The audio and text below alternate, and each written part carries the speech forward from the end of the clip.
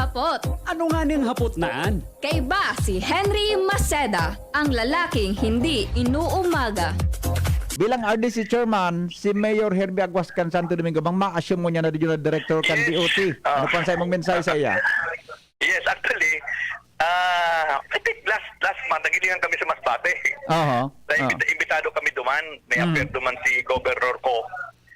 Duman pa lang, sa nagabot duman sa mga Malacanang, aram ko na medyo 95% na siya na, pero siyempre, hanggat na pa napipirmahan, hindi mo pa pwede. Yes. Pero, masabi ko lang, hindi, na duman, talagang maugong na siya duman sa Masbate.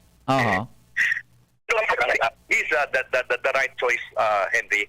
Bako na dati man siyang mayor, pero si Henry kasi mahilig ko niyan sa turismo. Yeah. Tourism talaga ang traskaan ng taong yan.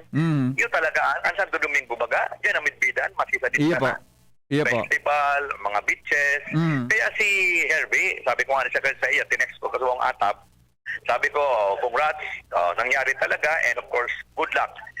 Sabi ko sa iya, siyempre, with this pandemic, grabing challenge yan sa iya.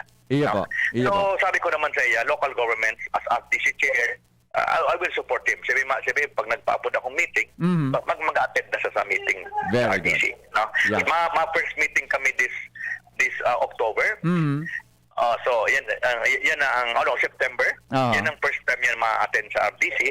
Then, ma-present siya kan mga programs niya. Yes, opo. Mayor, salamatan na maray tabi sa pagsimbagan na pod kong ninaga.